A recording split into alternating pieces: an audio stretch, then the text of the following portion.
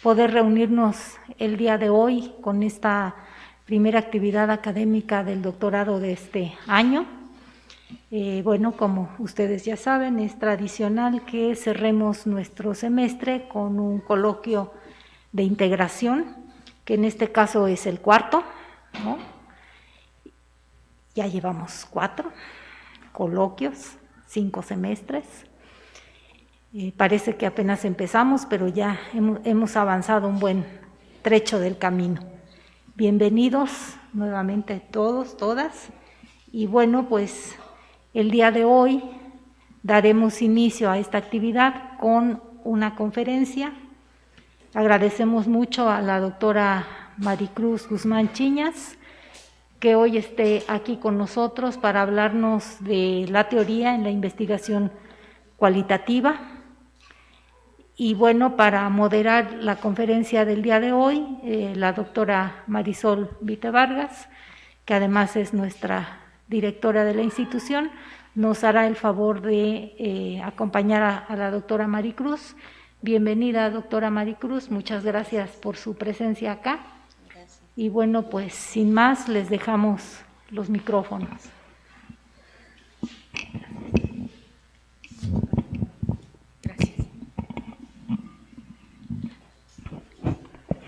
Pues buenas tardes a todas y a todos. En el marco de este coloquio interno de integración del doctorado en intervención e investigación educativa, pues realmente para la unidad 131 es un gran gusto que se encuentre con nosotros la doctora Maricruz Guzmán Chiñas, quien actualmente ocupa el cargo de directora de unidades UPN.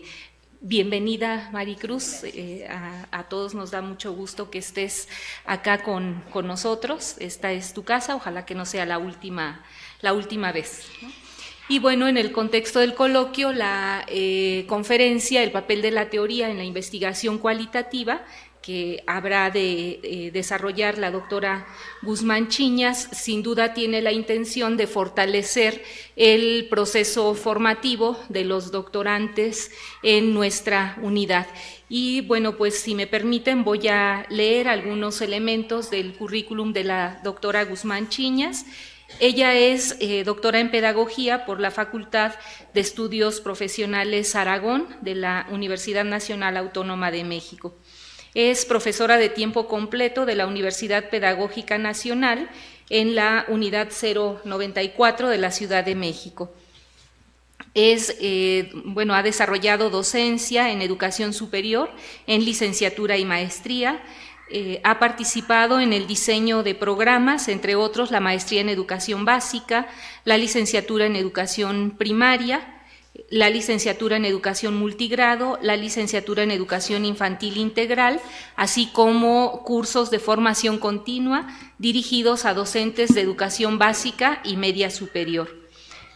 También participó en la actualización de los programas de la licenciatura en intervención educativa y bueno, ha publicado artículos y capítulos de libros relacionados con la interculturalidad y la inclusión educativa. Entre las funciones de gestión que ha desarrollado se encuentra la de coordinadora de la evaluación interinstitucional y del diseño metodológico de los proyectos para la incorporación de la perspectiva de género en las escuelas secundarias del Distrito Federal y el impulso de la política sustantiva en el quehacer institucional de las autoridades educativas estatales. Directora de la Unidad 094 de la Universidad Pedagógica Nacional, coordinadora de la autoevaluación de los programas de posgrado de las unidades UPN, coordinadora nacional del programa de nivelación para profesores en servicio y, como decía, actualmente es directora de la coordinación de unidades UPN. Pues sin más, quisiera pedirles que recibamos con un aplauso a la doctora Guzmán Chiñas.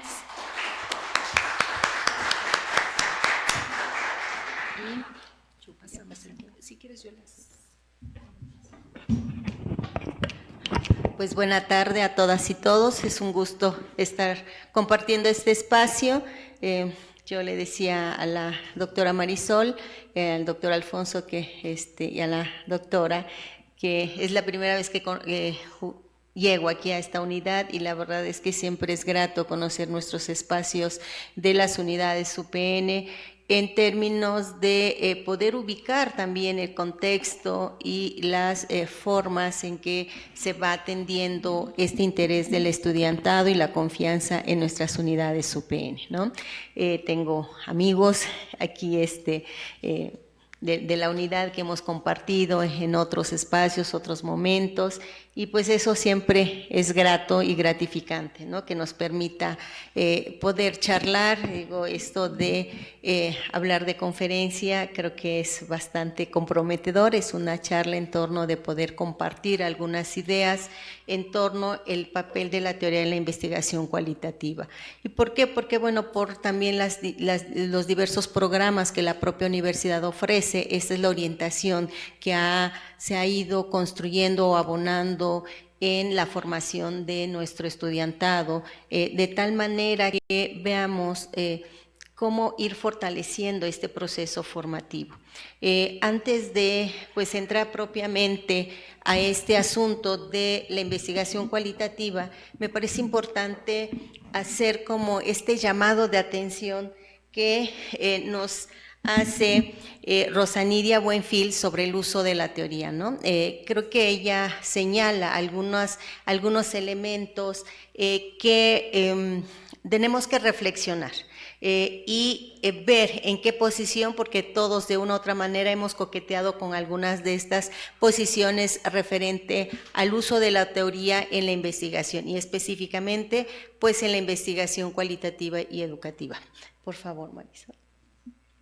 Ella señala que estos usos van desde lo ingenuo hasta lo descalificador, ¿no? Dice este uso ingenuo porque muchos investigadores o estudiosos señalan que una teoría buena por sí sola puede solucionar los problemas, ¿no? Entonces, si tenemos un marco teórico conceptual, con esto es suficiente para poder incidir en la solución de problemáticas, en este caso educativo, en lo que nos presentamos. Sí, pero también hay una mirada ritual o normativa de la teoría. ¿Y esto qué dice?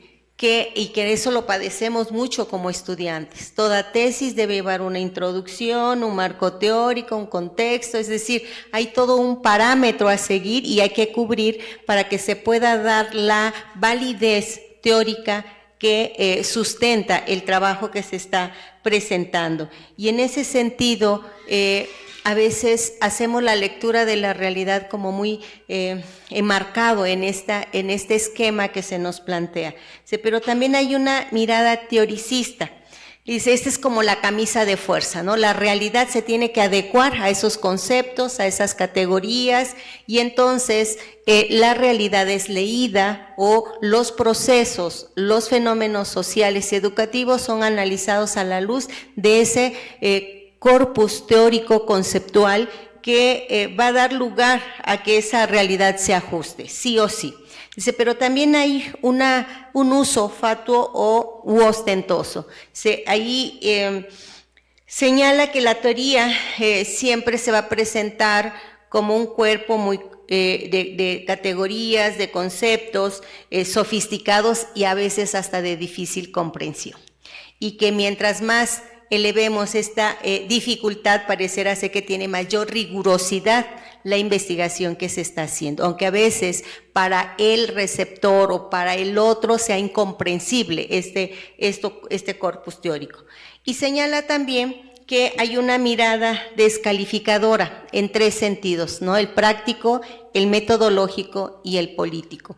Cuando señala que es descalificadora desde esta mirada práctica, dice que la teoría nos distrae de resolver problemas fundamentales, ¿no? Un poquito lo que a veces nuestras o nuestros estudiantes o nosotros mismos dicen, bueno, ¿qué tengo que hacer? No me des teorías a leer, dime cómo resuelvo este asunto en la inmediatez. Quienes somos maestros de básica, a veces tendemos mucho a esta parte más práctica, más pragmática, ¿no? Y si la teoría entonces no tiene mucho sentido hacer uso de ella. Pero también hay una mirada o un uso descalificador, ¿no? Dice, cuando nosotros hacemos que esta realidad se describa o se retrate sin concepciones preconcebidas, ¿no? Es decir, la teoría es la que me va a dar como el foco bajo el cual voy a describir ese fenómeno, esa realidad, y no entra en juego ni mis concepciones, ni mis representaciones frente a eso que se está viviendo o se está dando. Es un poquito la investigación aséptica, ¿no? O sea, como que no hay prejuicios, no hay juicios de valor, no hay concepciones. Y está la dimensión política, que señala que toda teoría es una ideología, ¿no? Véase, por ejemplo, el caso del marxismo, ¿no? Esa es una concepción ideológica. Entonces, por lo tanto, hay también esa parte de descalificar la teoría por esta concepción ideológica.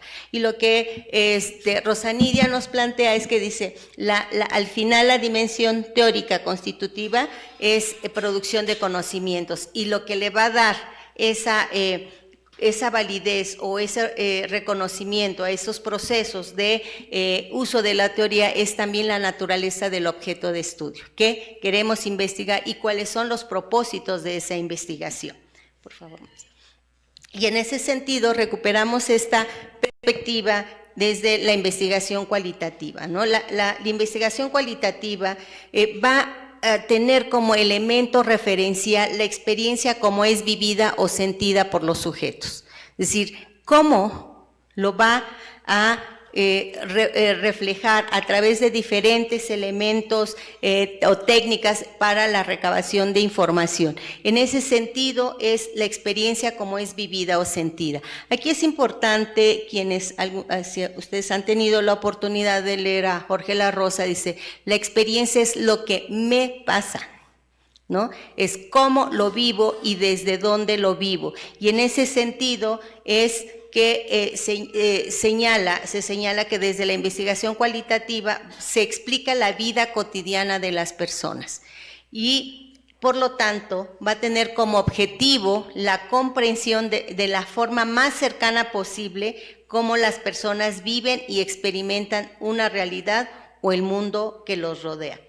En este tenor va a tener un elemento importante los contextos naturales en las que tiene lugar la experiencia, que en este caso en el ámbito educativo pues el salón de clases, puede ser la escuela en su conjunto, puede ser la comunidad, y a partir de esto se va a desarrollar conceptos partiendo de los datos. O sea, aquí es importante como un primer referente señalar que este asunto de la teoría, ¿dónde va a estar presente? Y vamos a ir como desarrollando algunas de estas ideas. Por favor, Marisa. ¿Cómo se hace? Se hace a través del material empírico. Una de las cuestiones que es importante considerar es que en la investigación cualitativa tenemos que tener el dato empírico, ¿sí? Y entonces tendríamos que preguntarnos cómo se va a llevar a cabo esa recuperación del dato o el material empírico. Ese dato empírico describe esos momentos rutinarios, vitales o problemáticos que viven las personas, que en este caso pueden ser estudiantes, docentes, profesores nobles, autoridades, padres, madres de familia. Ustedes definirán quiénes son también las personas que van a ser ese sujeto de estudio. Y se inscribe más en la corriente ideográfica de la ciencia. La corriente ideográfica de la ciencia se centra en cuestiones del individuo, de cómo lo vive, cómo lo siente, cómo lo percibe, y se desarrollan interpretaciones de la vida social. En ese sentido, se plantea que es una perspectiva histórica social. Y también son elementos que vamos a ir analizando porque para la investigación cualitativa es importante el contexto, el entorno, el contexto e incluso las historias de vida dan una forma particular de percibir y vivir o sentir la experiencia ante un acontecimiento, ante una situación que se está señalando. En este tenor, entonces, esta corriente ideográfica de la ciencia va a señalar que los sujetos son únicos e irrepetibles, ¿no? Ante un mismo acontecimiento se vive de manera diferente, ¿sí? Y en ese sentido, dice, vamos a pensar que esta idea de la perspectiva histórica social no es buscar la linealidad de causa-efecto, ¿no? Sino de intentar comprender cómo se está viviendo y desde dónde se está viviendo este proceso. Hay algunas dimensiones claves en el enfoque cualitativo. Uno es el asunto de lo fenomenológico, que va centrándose en las prácticas humanas y va señalando que las prácticas humanas son tangibles accediendo al mundo simbólico. Si nosotros no accedemos al mundo simbólico, difícilmente podemos, ¿no?, entender esas prácticas humanas. Y si hay una dimensión ecológica naturalista que señala que lo que hacemos, lo que sentimos, cómo lo sentimos y lo vivimos, está parcialmente determinado por el contexto y el ambiente en que se da. Y en ese sentido, la comprensión se da de forma situada y contextual. Ese mundo experiencial no puede entenderse si no es de forma situada y contextual. Por lo tanto, la investigación cualitativa focaliza las experiencias, los significados y las relaciones entre las personas que se dan en un contexto determinado. Es necesario pensar entonces que este proceso de experiencia, de significados y las relaciones tiene que llevar un proceder, tiene que llevar un soporte teórico-conceptual, pero ¿en dónde lo utilizamos? ¿Cómo lo recuperamos? ¿Desde dónde tenemos que tener este marco de referencia que nos permita focalizar esas experiencias, esos significados y esas relaciones? Por favor. ¿Cómo se accede a ese mundo simbólico?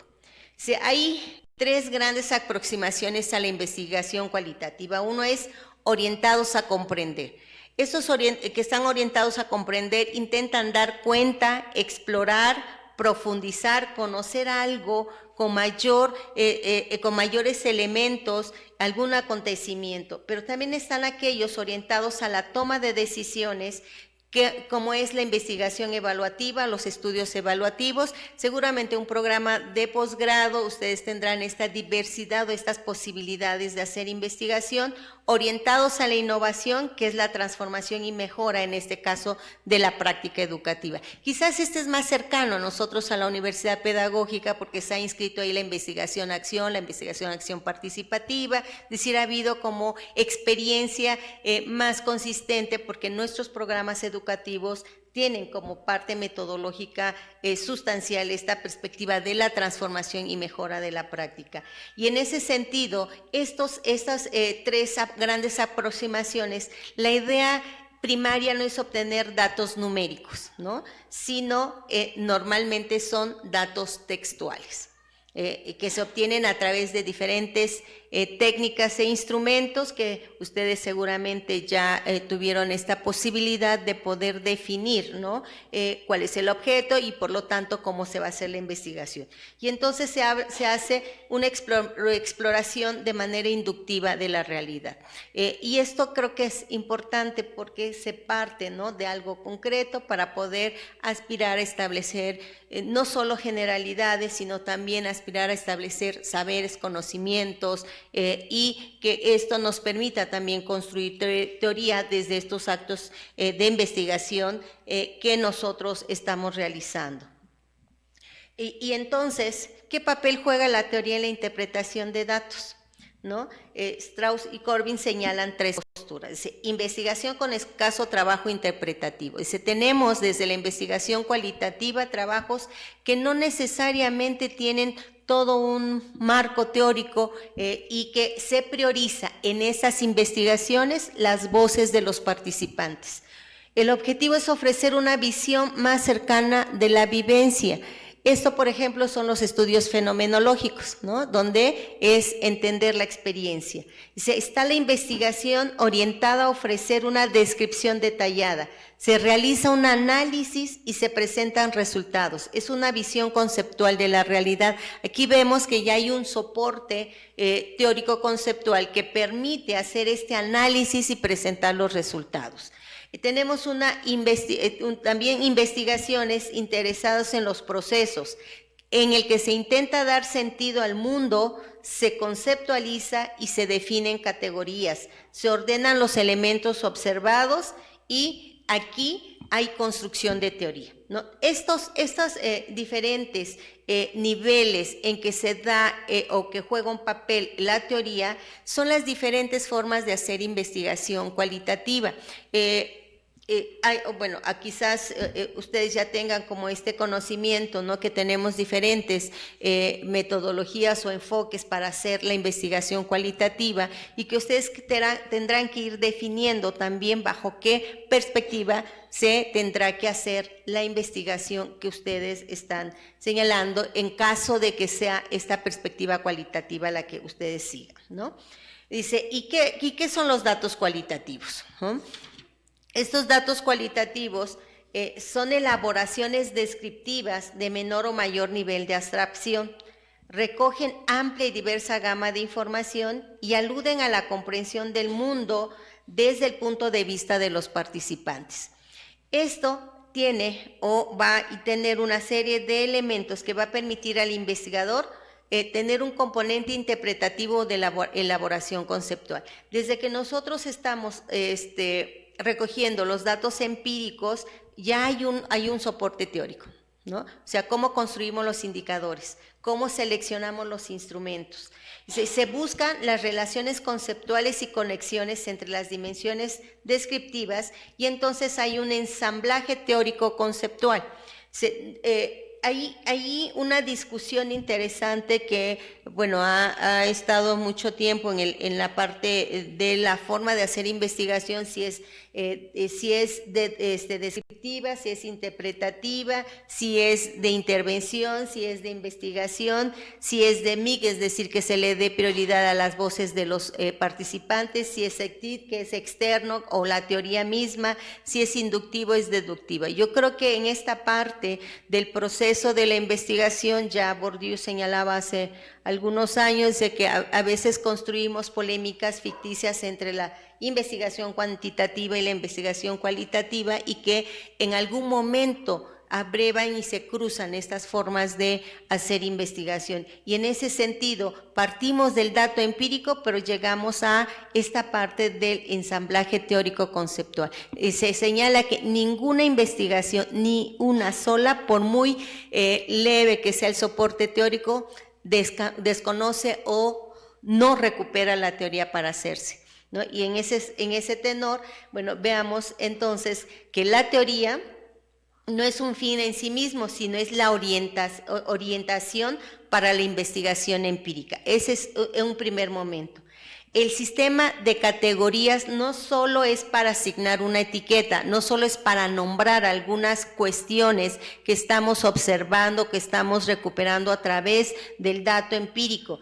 Reflejan nuestras ideas analíticas. ¿Cómo vamos a hacer este proceso de construcción de categorías? ¿Desde dónde construimos categorías para hacer el ejercicio interpretativo del dato empírico? Dice, son el vínculo entre el dato bruto, el dato recogido desde los informantes y los marcos interpretativos. Y hay algunas formas de hacer este ejercicio interpretativo. Al final voy a poner algunos ejemplos que por ahí recuperé. Dice, hay posibilidad de hacer análisis intracaso teórico. ¿Qué quiere decir esto? Se identifican fragmentos que conceptualmente responden a las dimensiones y que se da respuesta a cómo se da de manera particular en contraste con la teoría, ¿sí? Y ahorita vamos a ver un ejemplo de eso, es decir, vamos a hacer la transcripción de la entrevista y vamos poniendo algunas categorías o conceptos teóricos y lo vamos contrastando, ¿no? Este es lo que dice el informante, este es lo que dice la teoría, entonces tengo que hacer mi análisis interpretativo a partir de esta esta referencia empírica y teórica. Está la aproximación inductiva, que implica descubrir algo novedoso, algo entre líneas, entre paréntesis se anotan los elementos teóricos también y los conceptos, supone un análisis minucioso, atento, línea a línea, ¿sí? Tenemos el análisis transversal temático, que son guiados por las dimensiones a investigar, y vamos identificando las similitudes y diferencias en las narrativas. Hay una comprensión hasta cierto punto de carácter holístico, y hay una forma también de hacer este ejercicio que son las metáforas. En algunos casos también se emplean las analogías. Las metáforas se incorporan desde la literatura, la lingüística, pero tiene un grado de complejidad cognitiva. Es porque tenemos que construir la metáfora a partir del dato empírico, y une aquello que no nos es familiar, no aquello que estamos, esa experiencia que estamos investigando, con aquello que conocemos o nos es familiar. Ese ejercicio de metáfora es interesante porque también moviliza esos saberes que tenemos a partir de referenciar cuestiones de la vida cotidiana con constructos teóricos y el dato empírico que nos está proporcionando el informante. Entonces, los supuestos teóricos, ¿sí? Yo les decía que toda investigación requiere de la teoría, toda investigación.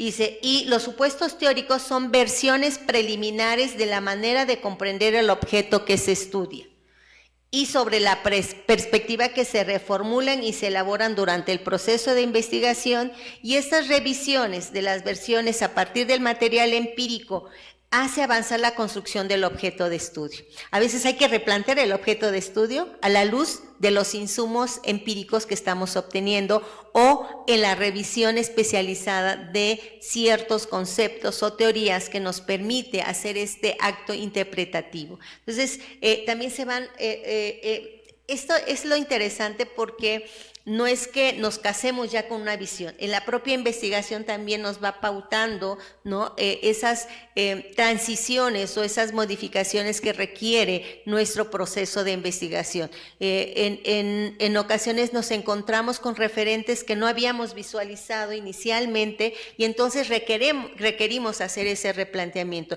Lo que no quiere decir que esté mal nuestra investigación, sino que justo como estamos trabajando con la experiencia humana, eso hace que no se dé de facto y de una vez por todas las categorías que estamos construyendo.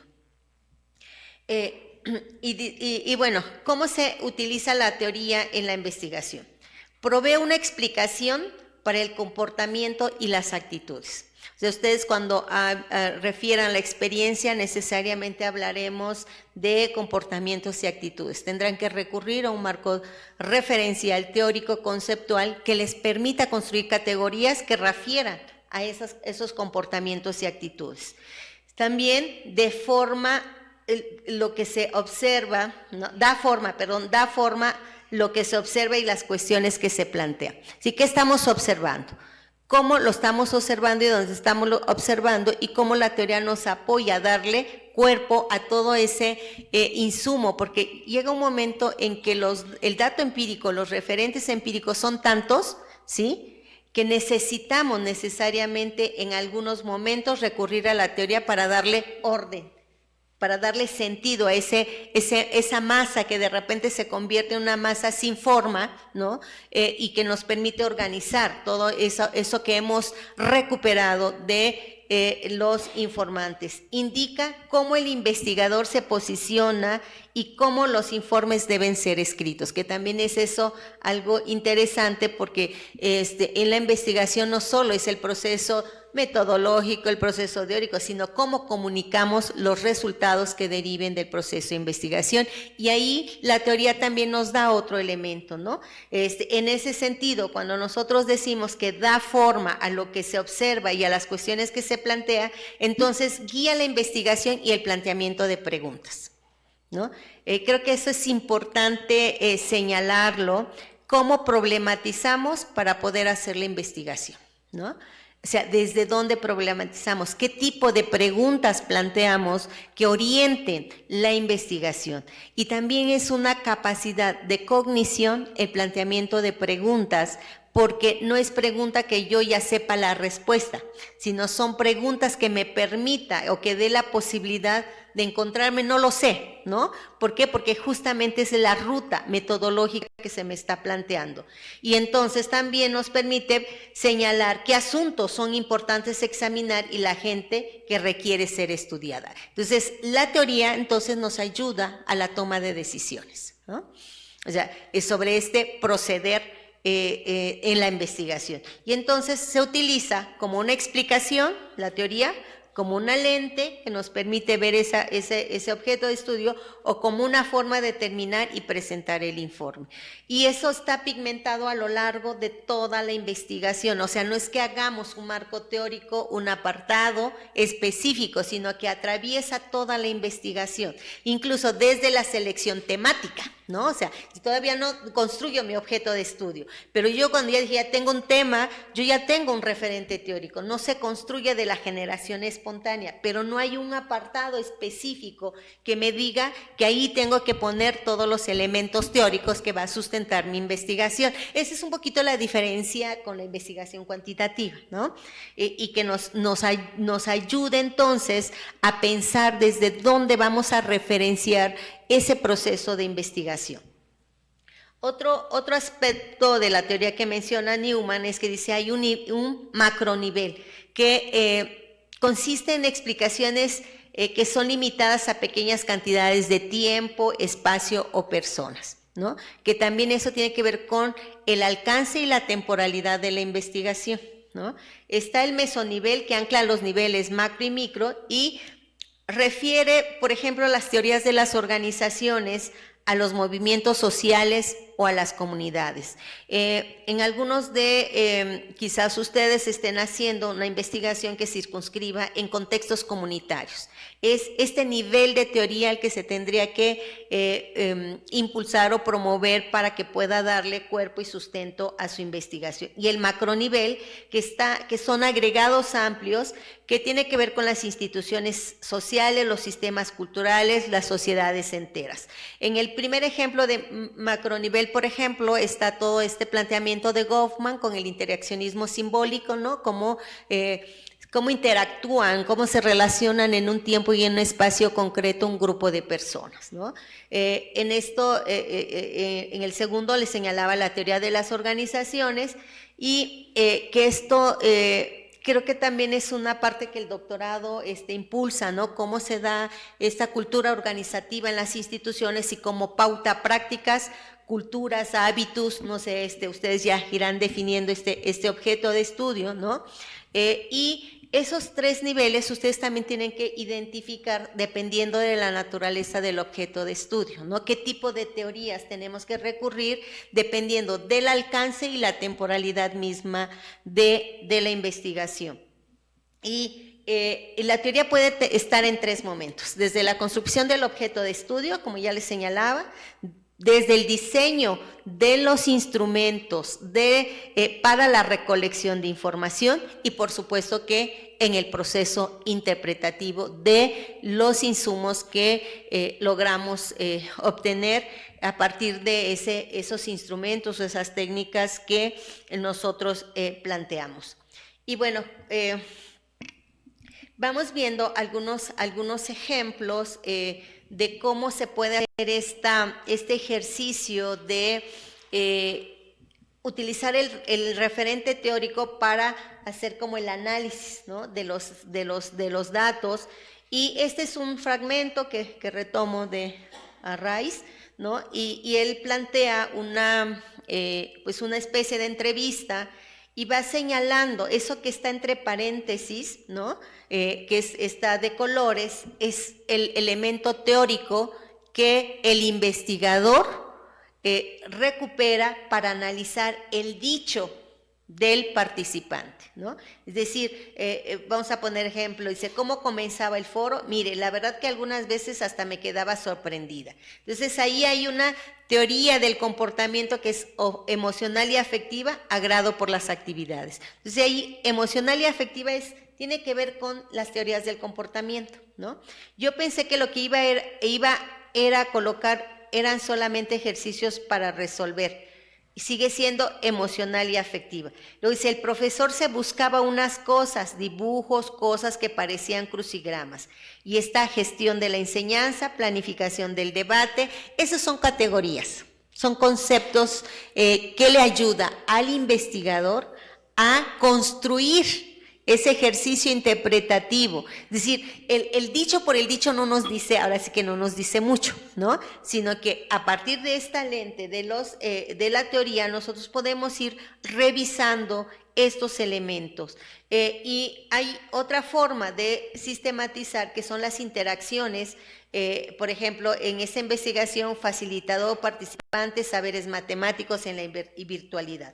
Todo este esquema es construido por el investigador, en donde va señalando, o sea, el participante no utiliza el término contrato didáctico virtual, pero el investigador sí debe tener la referencia de qué es eso para ir ubicando lo que el participante le va señalando y va haciendo todo este esquema para poder hacer el ejercicio interpretativo, ¿no? Y va viendo la frecuencia en que se dan las conexiones en el entorno virtual, es decir, lo que va a investigar es cómo se da este proceso de interacción en un ambiente virtual.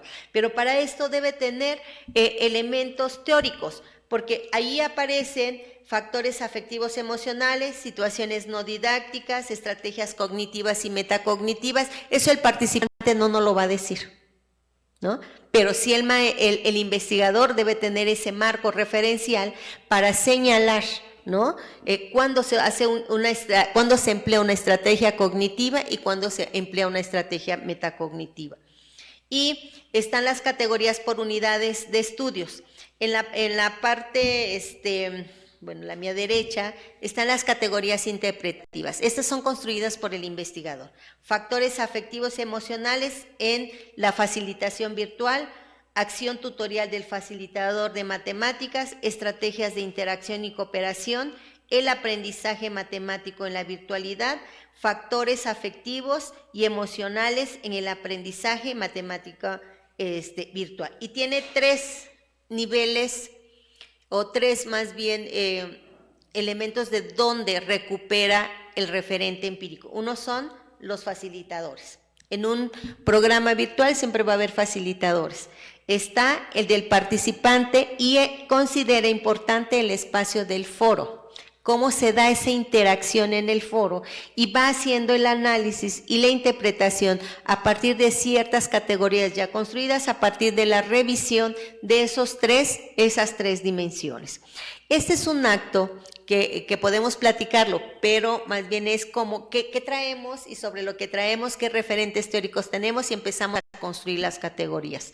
Creo que es la parte más compleja de la investigación cualitativa, ¿no? En el que nosotros podamos codificar toda esa información que nos ha sido proporcionado por nuestros participantes o informantes. Y aquí hay otra forma, ¿no? de codificar, que también todo aquí está presente en la teoría, ¿sí? De factores afectivos emocionales en la facilitación virtual. Entonces tengo una subcategoría que son actividades, valores emocionales. Yo busco de qué de lo que me dijeron mis informantes se puede ir ubicando en esta categoría teórica y después hago, o por supuesto que el ejercicio de la interpretación y la presentación de los resultados. Entonces, yo puedo tener 5 o 10 informantes y puede ser que haya puntos en común en la forma en que viven esa experiencia. Dice Benjamin, no es una experiencia igual, pero son experiencias comunes, que cuando las comunicamos descubrimos ese nivel de la experiencia vivida ¿no? En términos de no cohorte generacional, porque incluso si nosotros hacemos, por ejemplo, entrevistas a maestros que tienen 30 años de servicio, los que tienen 15, tienen 20, quizás hay cosas, experiencias que van encontrándose, y es lo que se llama la experiencia común. Y bueno, les quiero compartir, ¿no? Una experiencia que hemos trabajado en una de las maestrías que tenemos en la Ciudad de México sobre una forma de hacer investigación que es la narrativa, ¿no? Y la narrativa hoy ha estado pues incorporado a muchas formas de documentar las experiencias, que puede ser desde la autoetnografía, la biografía profesionalizante, la novela pedagógica, la propia narrativa tiene diferentes perspectivas. En este esquema, ¿cómo vamos acompañando a nuestros estudiantes a escribir las narrativas? En términos de poder darles como ciertos referentes y a partir de ello empiecen su escritura. Por supuesto que para hacer el ejercicio de escritura hay primero un acercamiento de qué es la narrativa, ¿no? Y desde qué perspectiva la narrativa. En el caso de nosotros manejamos esta perspectiva más de Benjamin Justo y con el sustento filosófico, ¿no? De poder mirar. Nosotros trabajamos la línea de inclusión, entonces de cómo mirar la inclusión desde esta fundamentación filosófica, pedagógica y didáctica, toda vez que formamos a maestros en servicio. Y entonces nosotros vamos desarrollando esquemas. Hoy solo les voy a presentar una primera dimensión, ¿no? Un primer nivel, que es la configuración subjetiva del maestro. ¿Por qué es una configuración subjetiva? Porque la investigación cualitativa, como decíamos, trabaja con la experiencia humana, y la experiencia humana por naturaleza es subjetiva. Algunos autores señalan que la subjetividad es cómo me represento el mundo y cómo actúo en función de esa representación de mundo que tengo. Por lo tanto, por eso hablamos de diversidad y de diferencia. La diversidad no es solo un discurso correctamente político, sino es una posibilidad de cómo estamos construyendo el mundo y cómo actuamos en ese mundo a partir de esa construcción. Y entonces empezamos como a recuperar esta idea de la docencia como profesión y vocación, y ahí hay dos categorías teóricas, ¿no? O sea, ¿qué es la docencia como profesión y qué es la docencia como vocación? Entonces hay que leer algunos autores, ¿no? Que les permita a ellos establecer estos niveles de qué entender por profesión docente o vocación docente, ¿no? Y hay una trayectoria formativa y profesional. ¿Por qué consideramos importante la trayectoria formativa y profesional? Algunos autores que plantean la narrativa señalan que nuestra identidad es una identidad social. Por lo tanto, hay una interacción entre el yo personal y el yo social que nos da cuenta de esa historia. O sea, reitero, todos somos producto de una vida, de una historia, de un hecho y de un contexto específico. Incluso nuestra propia práctica docente va modificando según los contextos, según las dinámicas, según las políticas educativas. Bueno, y si no, preguntémonos ahora en ese contexto de un cambio en el plan de estudios, eso también mueve. No solo es un cambio de discurso, de términos, sino es qué me significa mi maestro para poder trascender a la comprensión de ese sustento de un plan de estudios. Entonces, hay ejes y dimensiones que van recuperando de este tramo o categoría empírica: el ser docente y el ser profesional. ¿De dónde proceden? ¿Cómo se miran? ¿Cuál es su relación con sus pares al ingreso a las escuelas? ¿Cuál es el desarrollo y saberes profesionales? Hoy, la categoría a analizar son los saberes profesionales, ¿no? Esto también es interesante, y Maurice Tardif nos habla de los diferentes saberes que el docente moviliza en la práctica y señala que es una amalgama de saberes. Ni las propias instituciones formadoras nos dan todos los elementos, ni la propia universidad, sino que vamos construyendo saberes profesionales, disciplinares, pedagógicos, didácticos, y él le da mucha importancia a los saberes experienciales. ¿Cuáles son esos saberes que construimos y qué tipo de saberes movilizamos en la experiencia? Y esos sentidos cultural y social desde el cual inicia su desarrollo profesional como docente y su ser docente. En estas nuevas generaciones hemos encontrado algo interesante porque hay un proceso de inserción a la docencia. Hasta hace algunos años había instituciones por excelencia que eran formadoras para la docencia, hoy no. Hoy ya existe diferentes concepciones, diferentes formas de arribar a la docencia, y eso también es cómo se vive la docencia, cómo se llega a la docencia, y representa una forma de ese hacer docente. Y por supuesto la institucionalización de la docente. A partir de esto les voy a presentar un ejemplo de una estudiante, ¿no? Que a partir de ese esquema que nosotros trabajamos con ellos van titulando su trabajo según esas experiencias vividas, ¿no? Y un primer punto que ella aborda es el arte de narrar. Dice, narrar es lo que viene enseguida. A ello deseo remitirme a lo largo de todas estas palabras juntas que he escrito para contar la experiencia vivida.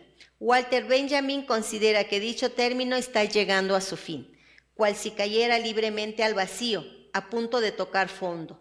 El discurso que día a día pronunciamos ha ido disminuyendo, lo hemos ido abreviando. Caramba, ¿cómo no habría de estar ocurriendo de este modo? Si seguramente aún existen tantas y tantas personas como yo que se encargan de enmudecer a los otros, que les limitan el habla aun cuando siendo muy pequeños sientan la emoción de contar, de narrar, de decidir, de charlar. De cualquier otro verbo que haga referencia a la necesidad de compartir con el otro tan solo ya una historia de vida. Guarda silencio, cállate, no digas nada, mejor no hables, tú no sabes, no pienses, solo haz lo que te digo. Dejen sus absurdas historias para después, no en clase, no aquí. Y esto lo recupera de un pasaje de Benjamin, ¿no? Donde él dice que hemos perdido el aura, pero para que pudiera ella expresar eso, tuvo que haber recurrido a la teoría.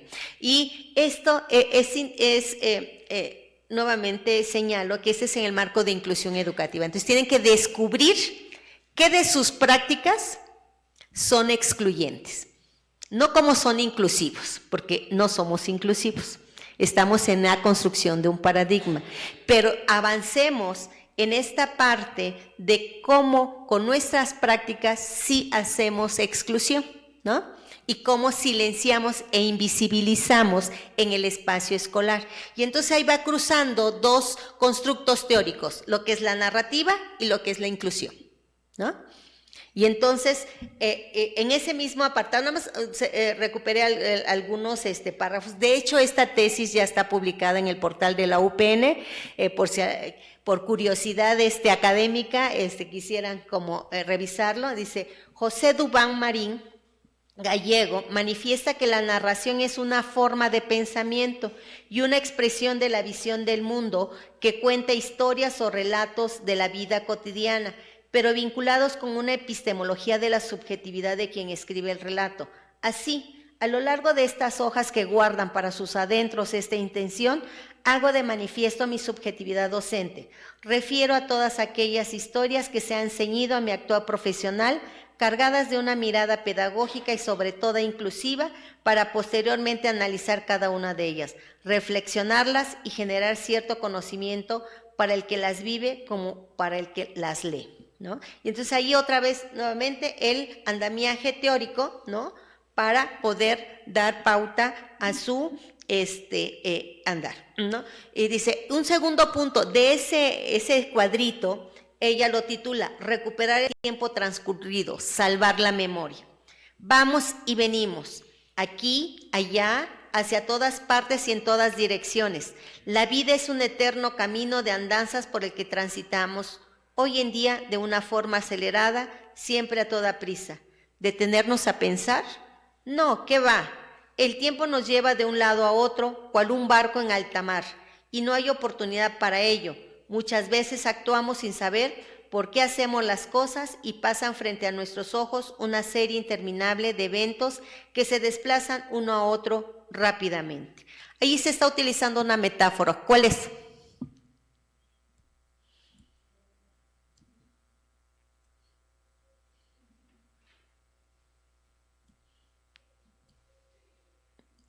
Porque ese es lo interesante, ¿no? Porque la metáfora ya también tiene teoría. ¿Cuál es esa metáfora? El barco como un barco en alta mar, para dar cuenta de la vida acelerada de los tiempos actuales, ¿no? ¿Sí?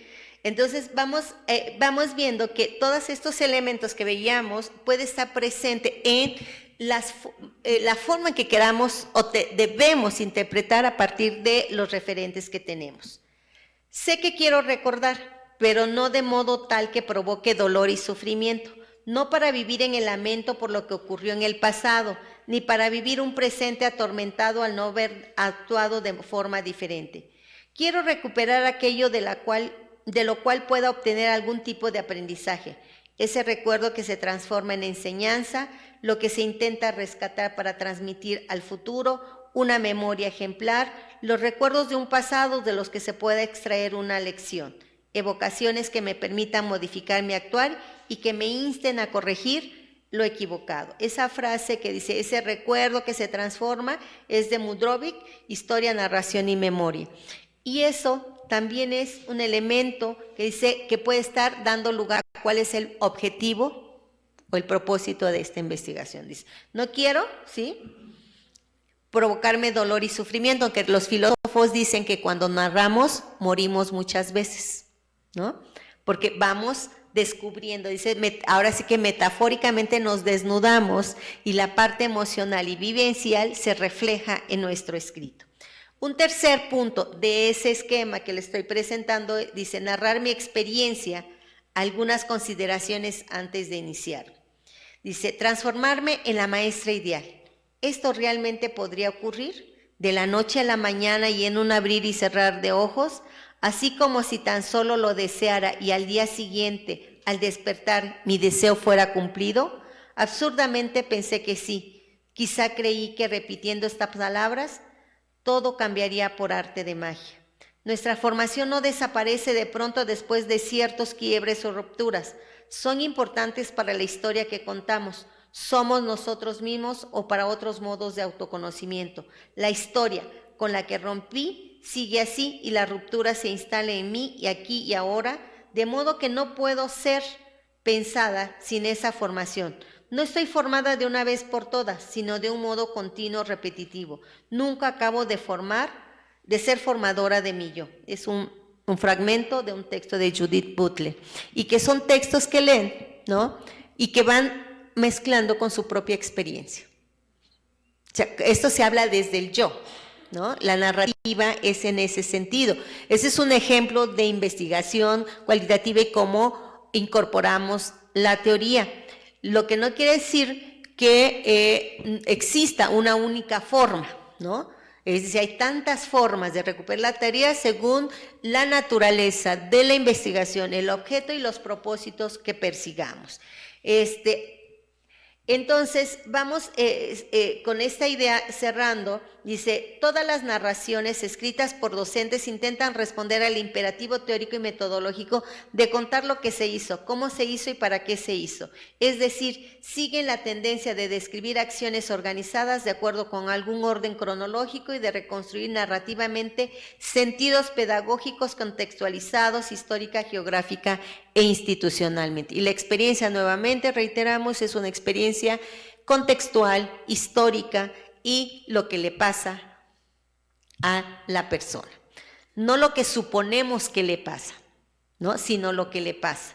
Y en este mismo ejercicio se hizo con un estudiante, él es maestro de biología y sus metáforas refieren a lo que es la biología, ¿no? O sea, ¿por qué? Porque es parte de su formación. Ahora es como para compartirles los títulos de su quizás ahí de su investigación, él refiere que esta parte de la narrativa es como una especie de germinación, ¿no? Y va asociándolo. Dice, hay que podar para que vuelva a brotar. Y entonces utiliza ese saber disciplinar de la biología para construir su narrativa a partir de metáforas. Pero esto, les digo, no hay receta, o sea, el asunto es que no hay una forma única, unos pasos a seguir. Más bien, ustedes qué quieren hacer y desde dónde lo quieren hacer, ¿no? Creo que hablar de la teoría también implicaría, ¿no? Hacer una revisión también desde nuestras propias representaciones. ¿Qué es la teoría para nosotros? ¿No? ¿Cómo la utilizamos? ¿Para qué la utilizamos? Y a lo mejor si nos revisamos en algunos de esos supuestos que Rosanidia planteaba, en algunos estamos, ¿no? Y entonces ahora hay que ver cómo esto nos permite dar cuenta de ese objeto de estudio y comunicar el resultado. Es decir, si una investigación no se comunica, pierde su sentido, ¿no?, transformador y de innovación en los espacios en que nos toca incidir. Pues bueno, yo con esto, Marisol, compañeras, compañeros, y bueno, daríamos paso si es que hubiese alguna pregunta. No prometo responder, pero yo creo que si hay duda, eso quiere decir que se cumplió el propósito, ¿no? Muchas gracias.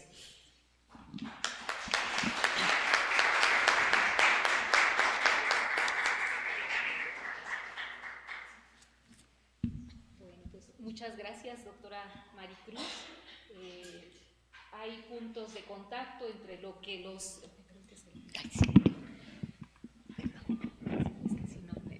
En el Facebook no se escucha. Decía que hay puntos de contacto entre lo que el día de hoy nos ha compartido la doctora con los elementos que desde el doctorado se impulsan para el proceso de indagación.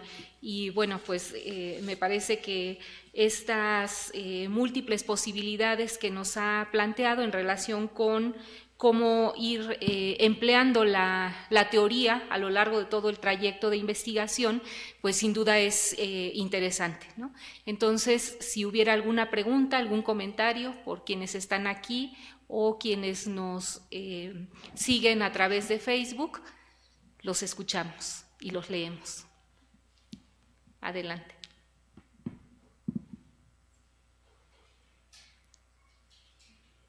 Dicen que cuando no preguntan o no entendimos nada o entendimos muy bien.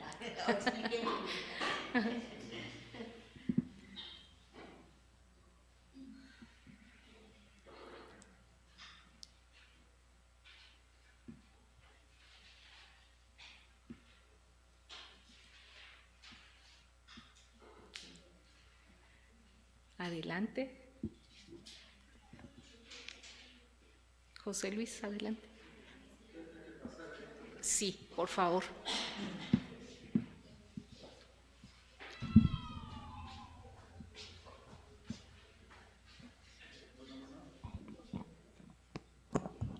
Muchas gracias, Maricruz. Me hiciste recordar con estos planteamientos sobre los usos de la teoría de Rosanidia Buenfil, el planteamiento que hace de las categorías intermedias.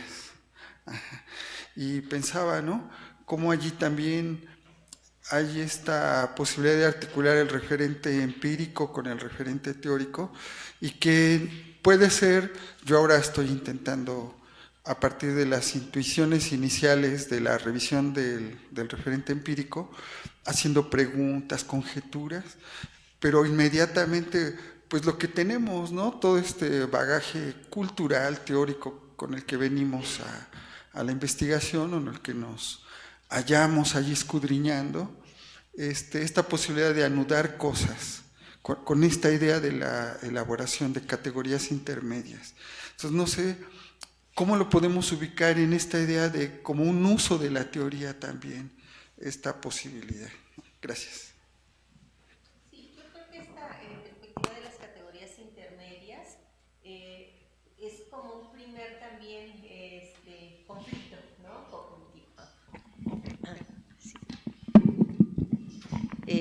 Digo que considero que esta cuestión de las categorías intermedias también es un conflicto cognitivo para el investigador, porque justo no olvidemos que también somos seres humanos y también tenemos nuestras concepciones, nuestra representación ideológica sobre algún fenómeno. Desde que elegimos un objeto de estudio, ya hay una situación subjetiva como investigador. O sea, ese asunto de que podamos ser objetivos 100%, yo creo que eso no existe en esta dimensión, y por lo tanto, siempre que construyamos categorías, ya sean ya para analizar el contexto general de la investigación o estos procesos de construcción intermedia, siempre va a haber un referente teórico, siempre, ¿no? Porque también nosotros somos producto de una formación. Es decir, desde dónde estamos abrevando teóricamente. No es porque hayan entrado al doctorado, ya van a conocer el referente, sino esto ya lo traen desde un proceso formativo y lo que hacen es afirmar, confirmar, transformar, modificar eso que ustedes también ya tenían preconcebido o que en lo que algunos teóricos llaman lo que sé es lo que me da seguridad, ¿no? Entonces nos cuesta deconstruir los saberes.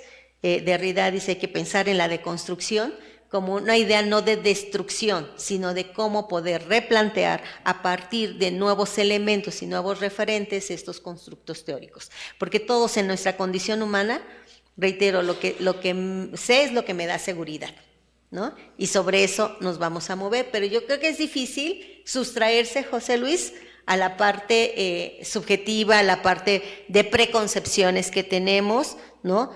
Y porque muchas veces, incluso como investigador desde esta perspectiva, somos sujeto y objeto de investigación. Y eso complejiza aún más el asunto, ¿no? ¿Alguien más?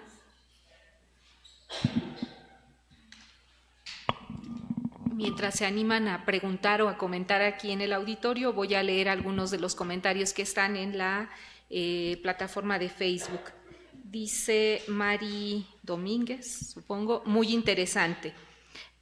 Ruth Araceli Plazola Robles dice: felicito a la doctora Maricruz Guzmán, muy concreta y clara, el papel de la teoría en la investigación cualitativa, sin duda se aprende a lo largo de la vida y con su aportación retroalimentó mis saberes. Ruth Araceli Plazola Robles nuevamente dice: Maricruz, invitada a UPN 143, Autlán, Jalisco, tiene su casa. José Octavio Reza Becerril dice: el uso de la metáfora es una articulación de las, es una pregunta. ¿El uso de la metáfora es una articulación de las narrativas literarias a la investigación en ciencias sociales? Y una pregunta más: ¿la metáfora es entonces una categoría de trabajo? Sí, en el asunto de la metáfora, efectivamente abrevamos de elementos literarios, lingüísticos, pero también de la vida cotidiana, ¿no? O sea, no solo es un referente teórico, sino también de vida cotidiana, y eso es lo que sería la filosofía popular, ¿no? Y que nosotros incorporamos, le damos un sustento teórico, ¿no? Y la metáfora es una forma de hacer el ejercicio interpretativo de los referentes empíricos. O sea, más que una categoría, es una forma de interpretar, sí, eso que tenemos ahí a través de la construcción de metáforas para traer a colación el dicho o el sentido que el informante nos hace llegar su vivencia de la experiencia. En ese sentido, la construcción, reitero, la construcción de metáfora no es tan simple, vamos, ¿no? Tiene que ver con primero con una complejidad cognitiva, o sea, construir metáforas que deriven, sí, de referentes lingüísticos, literarios y de la vida cotidiana, y que dé cuenta, además de cómo se está viviendo la experiencia, es fundamental para poder sistematizar y poder presentar el resultado de esta investigación a partir del acto interpretativo que realiza el investigador. Muchas gracias. ¿Alguien más? ¿Alguna otra pregunta? Adelante, Joana.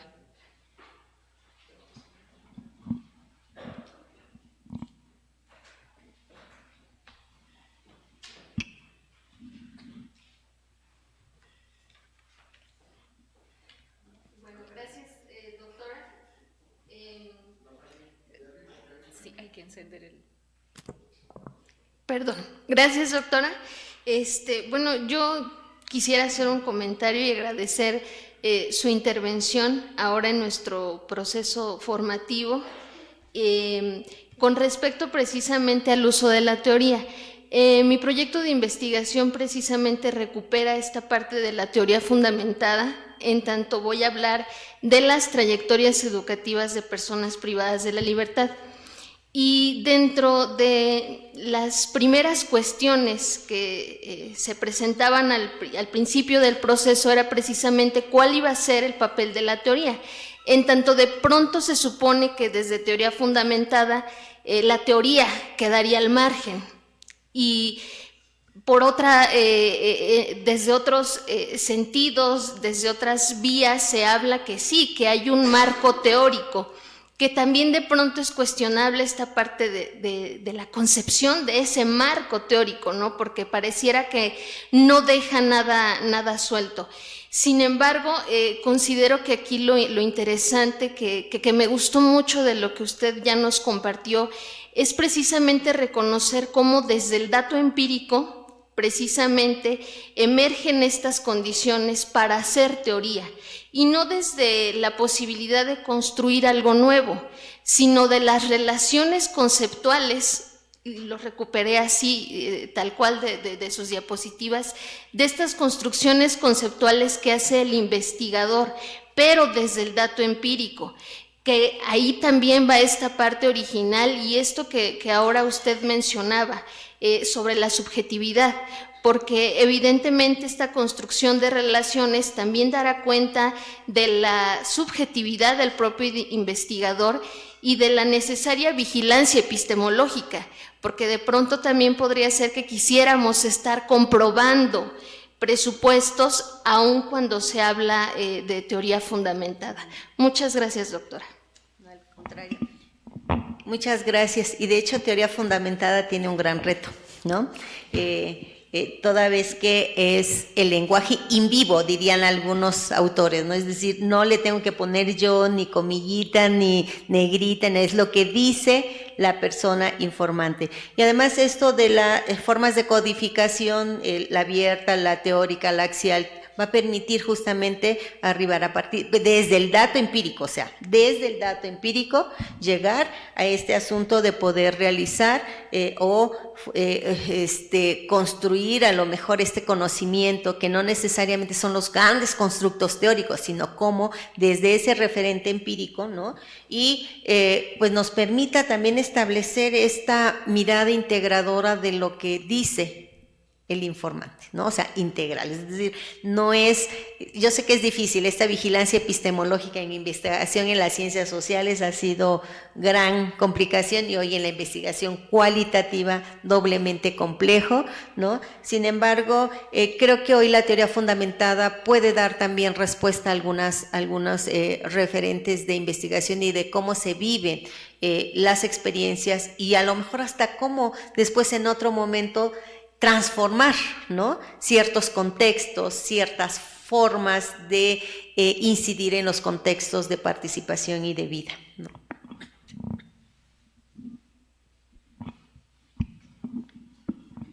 Muchas gracias. Bueno, también están mandando saludos desde la unidad 071 de Tuxtla Gutiérrez, Chiapas, desde Tuxtepec, Oaxaca, la doctora Lorena Domínguez, desde Tepatepec, Hidalgo, y desde la unidad 213 de Tehuacán. ¿Alguna otra pregunta o comentario de quienes están aquí en el auditorio?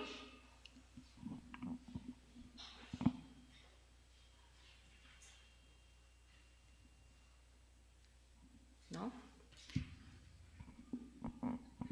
Pues muchísimas gracias a quienes están aquí, a quienes nos siguieron a través de Facebook y sobre todo muchas gracias, doctora Maricruz, por esta charla que, como bien decía Joana, enriquece la formación que nuestros colegas están viviendo en este proceso formativo del doctorado.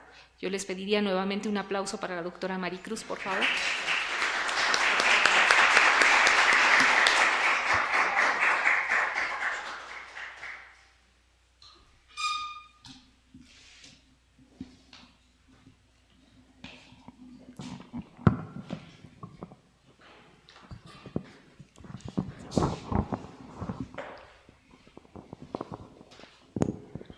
Pues muchas gracias, doctora Maricruz.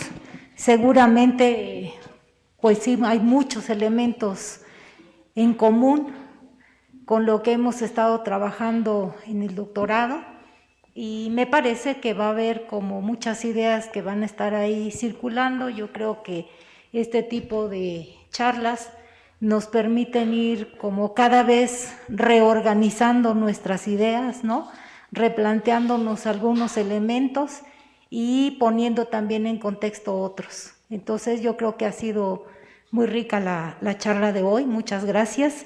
Y bueno, pues voy a hacer entrega de las constancias.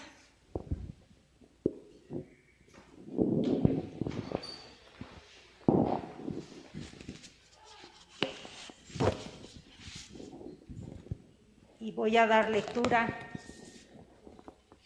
a esta primera que dice que la Universidad Pedagógica Nacional, Unidad 131, Hidalgo, sede General Pachuca, otorga la presente constancia a la doctora Maricruz Guzmán Chiñas por impartir la conferencia El papel de la teoría en la investigación cualitativa en el marco del cuarto coloquio interno de integración del doctorado en investigación e intervención educativa en esta casa de estudios.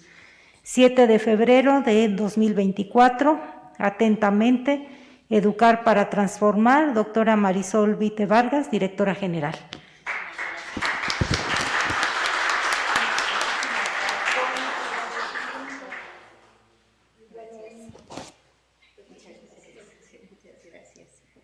Muchas gracias. Y también esta constancia para la doctora Marisol Vite Vargas por su participación como moderadora en esta conferencia. Muchas gracias.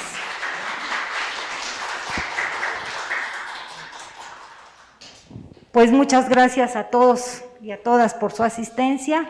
El día de mañana iniciamos con las mesas de trabajo y nos veremos acá a las 9 de la mañana. Muchas gracias.